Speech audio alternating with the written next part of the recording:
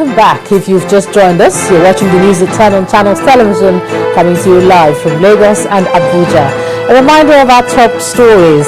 Plot thickens over the PDP's national leadership controversy. Chairman Manga Tukure remains adamant. The unknown soldier is honored in the country as the nation remembers and celebrates the fallen heroes. Federal High Court Abuja sacks All Progressive Grand Alliance Chairman Victor Ome, says his tenure as party chairman has expired. And UN Secretary General Ban Ki-moon appeals for help for Syrians as the people urgently need humanitarian aid.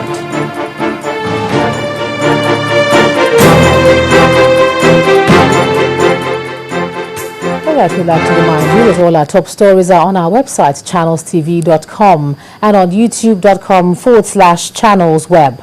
To get us on the move, visit m.channelstv.com to view us live on your mobile device. You can also download the Channels TV app for Android, iOS and Windows phones from their respective stores. Of course, you can now interact with the Channels Eyewitness feature on our Android and Windows 8 platforms. So if you have pictures or videos to share with us, tap on the application on your device, swipe to reveal the Eyewitness menu, and then follow the instructions to share your reports, pictures, and videos.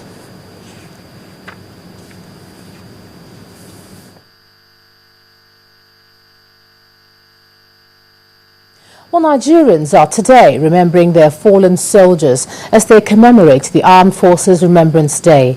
In Abuja, the federal capital, President Goodluck Jonathan was among dignitaries at the National Arcade who laid wreaths at the tomb of the unknown soldier.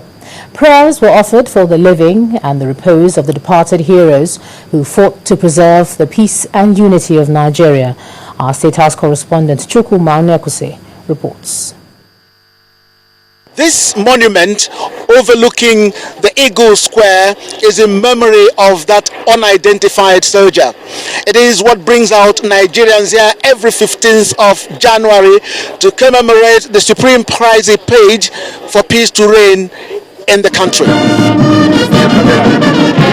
The parade is the climax of activities lined up to honor the fallen heroes who showed unfettered loyalty to their country and in the process got killed.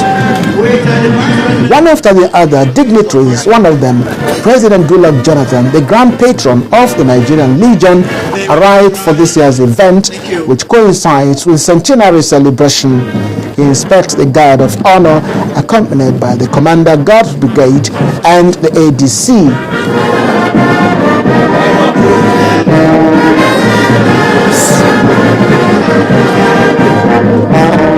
Attention shifted to the arcade proper for that solemn moment heralded by the bugle.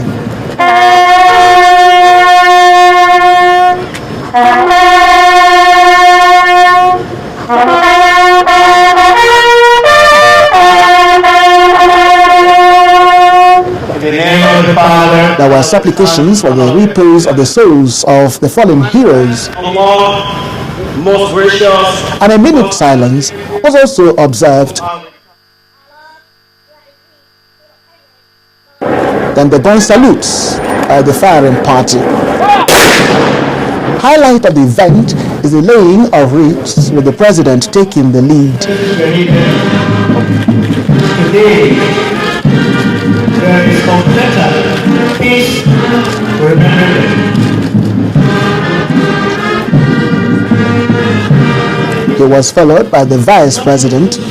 The Senate president was not left out, as well as the Speaker of the House, the Chief Justice of Nigeria, the Minister of Defense, the service chiefs, and the national chairman of the Nigerian Legion.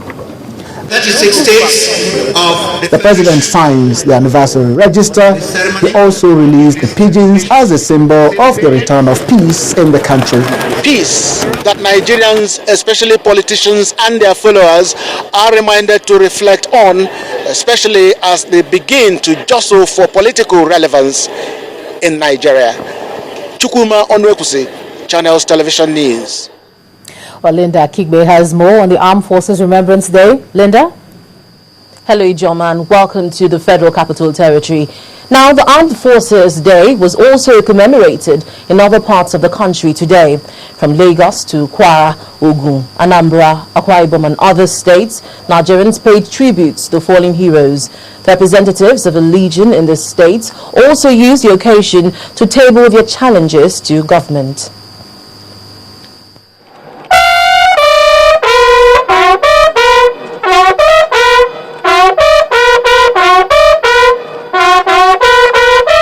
As the nation remembers its fallen servicemen across the country on the Armed Forces Remembrance Day, those who survived are also crying out not to be forgotten. From Lagos and Ekiti in the southwest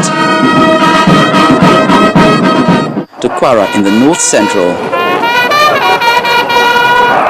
the veterans reminded government that their welfare is also important.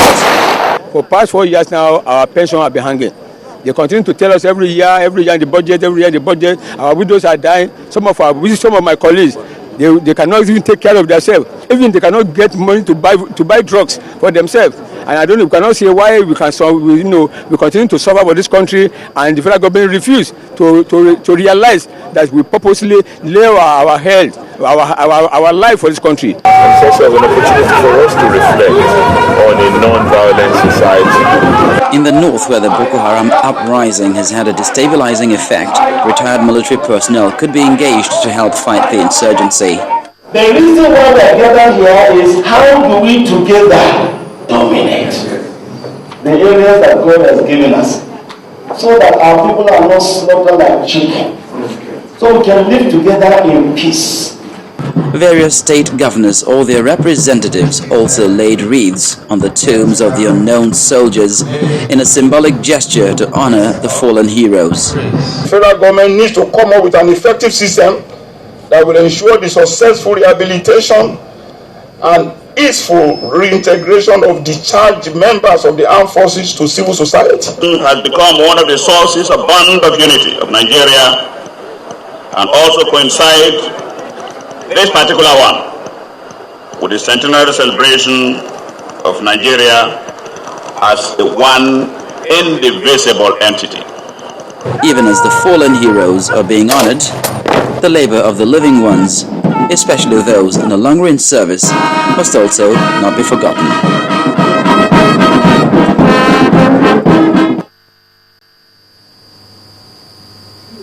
Efforts at revamping the nation's power infrastructure has received a boost with the approval by the Federal Executive Council of the reconstruction of the Onitsha-New Haven 330 kV transmission line.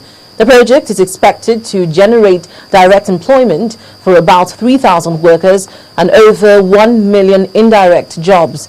Briefing State House correspondents after the council meeting, the Minister of Power said funding of the contract will come from the $135 million allocated to the Transmission Company of Nigeria from the proceeds of the Eurobond recently issued by the federal government.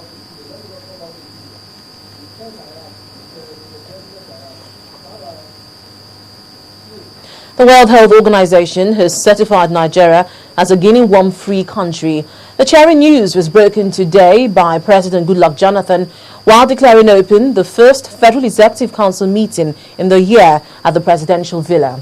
President Jonathan said that the news came as a gift to him as the country is making extra efforts to ensure that other communicable diseases like polio would also soon be a thing of the past.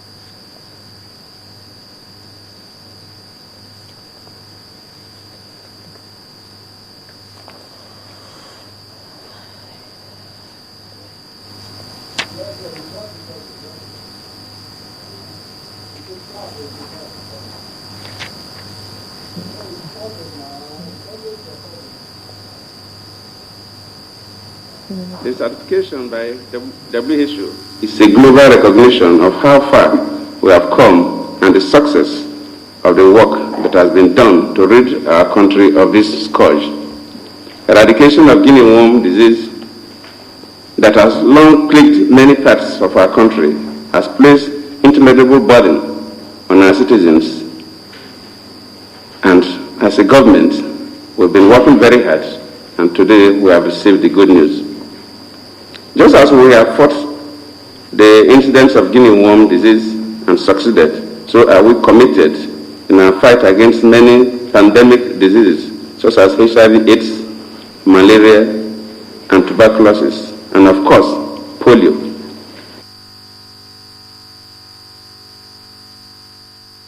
In spite of the support, the passage of the law prohibiting same-sex marriage is enjoying among Nigerians. The European Union has expressed concern over the law. The EU Managing Director for Africa, Dr. Nicholas Westcott, told journalists in Abuja today that while the EU cannot foist Western values on Nigeria, it is concerned about the rights and freedom of Nigerians that would be violated by the law. He said some fundamental freedoms, such as the freedoms of association, expression and conscience, stand contravened by the law, adding that the rights of minority groups in the country must be protected notwithstanding their affiliation. We are not telling Nigeria what kind of legislation it should have. That is for Nigerian people to decide. We are not advocating homosexuality or insisting that same-sex marriages should be recognized. We are not doing that. We are not trying to impose our morality or our culture. Nigeria has its culture. It has its own approach to these issues. And there should be mutual respect. But we are concerned about the human rights and the freedoms of all Nigerians as enshrined in Nigeria's own constitution and as enshrined in international conventions to which Nigeria is a party. And our concern is that this act contravenes some of those provisions and puts at risk some of the fundamental freedoms that all Nigerian people should enjoy. It runs a risk which I think all minorities in Nigeria would be concerned about. Not just the LGBT community, the gay community, but all minorities, that legislation might be passed that would restrict their access to those freedoms guaranteed by international convention and Nigeria's constitution.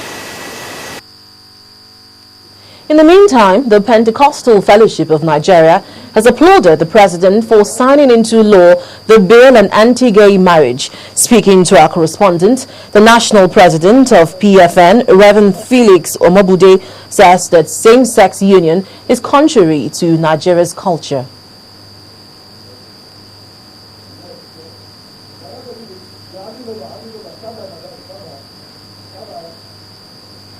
And that's all from Abuja. Back to you, Ijoma. Thanks a lot for that, Linda. Now, when the news at 10 returns, Abia government partners foreign investors on airport projects. That's in a moment. Do join us again.